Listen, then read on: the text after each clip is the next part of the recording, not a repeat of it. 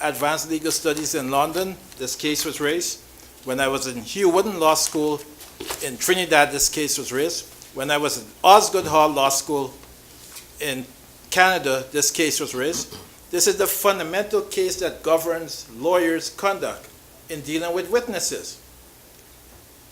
While your rules of evidence have reduced, I have not strayed away from this practice. If I intend to call a witness at some particular point, whether it's the superintendent or any officer or anything or object that would contradict a witness in the box evidence, I put that to the witness and have the witness respond. And that's exactly what I'm doing in this case. There are some lawyers that challenge the interpretation of the Brown versus Dunn ruling. The challenge cannot be sustained having regard to what the court said here. And so that's exactly what I'm following, and despite all of the objections of counsel, that is the rule I intend to follow. In respect to the second point about documents that we may have that are not in the possession of counsel, one of the things that I had suggested last evening, and I was completely overruled on many fronts, is I had said at the beginning of today, the videos of what took place at the prison should have been reviewed by everyone, because I had the chance to review those videos. And so I had an opportunity to see minute by minute what took place on the 3rd and on the 4th at the prison. And so I made this suggestion last evening that the first order of business is that there be a setup and all participants, whether it's counsel, the commission, or the media, or members of the audience, see the play-by-play, because I have knowledge of what took place, and I wanted everyone to have the same knowledge so that when I cross-examine these witnesses, even though we will be tendering these videos at some later point, everyone had a chance to see what it is that occurred there and why I'm proceeding with this case in the way I am. We have no, and I said that with respect to Mr. Ram's application. I said in respect to, I think it was pinpoint number 8 of his material, we have no objection to those materials being disclosed. But Mr. Chairman, Your Honor, we do not control, unless we're entering something into evidence, what is put before the commission. As far as I know, my client, the Guyana Prison Service, has disclosed to the commission everything that the commission requested. And it is for the commission to determine what it will disclose, when it will disclose, and the manner in which it will disclose. We don't disclose anything to other parties. The commission has requested what it wished from the prison service. The prison service has cooperated, and it's for the commission to make that determination. We will respond on Monday to Mr. Ram's application. There are some documents that Mr. Ram and the Guyana Bar Association asked for that we will agree that is producible. The material that are privileged and the materials that are irrelevant, we will say so when we have a chance to review Mr. Ram's application when these proceedings end today.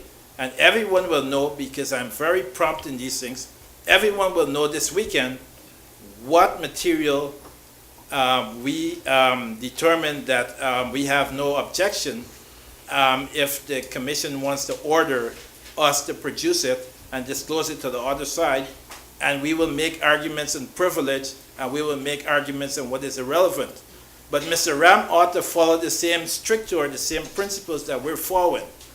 If I need to do something, I generally give counsel advance notice. I did that last night too with a video that I felt would have been helpful to everyone to watch prior to launching into any cross-examination of any witnesses today.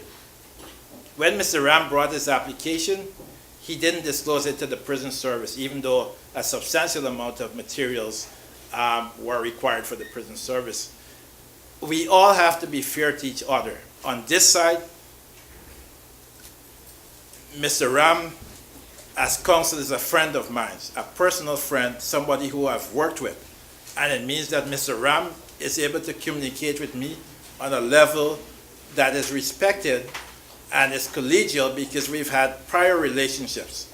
And so Mr. Ram can get his way with me if it's reasonable. All I'm saying is that there's reasonableness on both sides.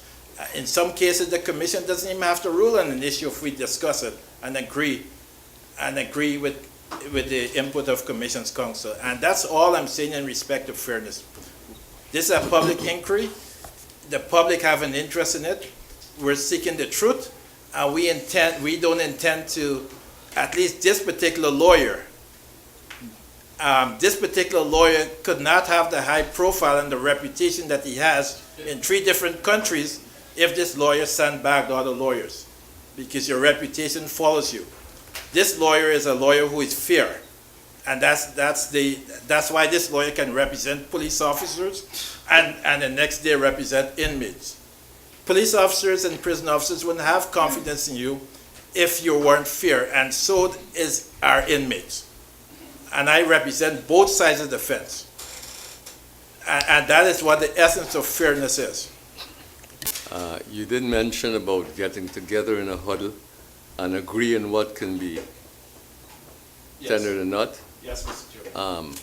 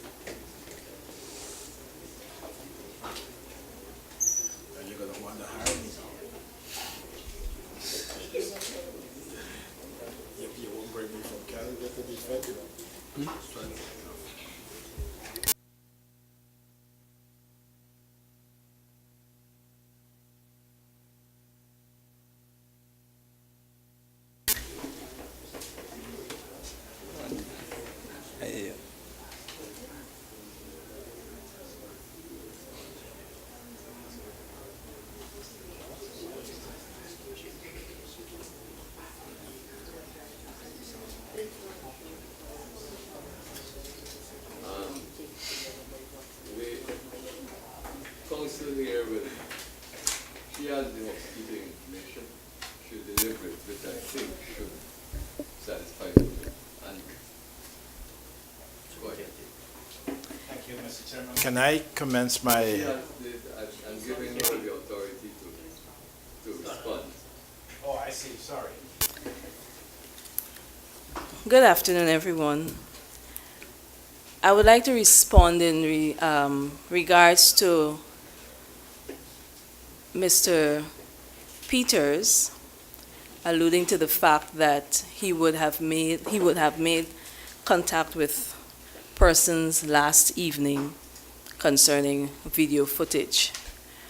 First off, the Commission Council received video footage yesterday morning, just before we came here, and also the prisoners' statements, witness statements, were given to me yesterday also after proceedings. Commission has yet to firmly agree that these are going to be disclosed. We want to run the videos, make copies for all counsel. Also, we have copies of the prisoners' statements, which, police statements, which we are going to also give to counsel. All those material, Commissioner has agreed will be distributed to counsel on Monday. Now let's go back to the email. And since Mr. Peters did bring it up, I would like us to just, Mr. Peters, this was the email that was sent that he was speaking of. On behalf of the prison service, we believe the time has come for the video clips submitted to the committee to be shown. Please ensure that the proper facilities are there in the morning to allow for the viewing of the video by witnesses and counsel. That is, a DVD player and a large display screen. Of course, prior to taking the first inmate tomorrow, and in his absence, the video in their entirety can be played for the benefit of counsel and the commissioners. Please let me know that the necessary arrangements will be in place. In the event the commission requires a narration of the video in progress, Prison Officer Mr. Wayne Wickham, the liaison officer assigned to me, will be there and can fill that role. As well, you saw today that counsel table could not, and he was alluding to we need another table. At that point, this email was sent to Madam Secretary on my left, and I responded to this email. I sent a copy to Mr. Peters, to Mr. Todd, to Mr. Ram, and all the commissioners. And this is what I said. Dear Counsel Peters, with reference to your email to the Secretary of the Commissioner of the Commission of Inquiry, which is attached, kindly be guided that the power to call for the production of books, plans, documents, and other evidence lies with the Commission. The Commissions of Inquiry Act, Chapter 1903, Section 10.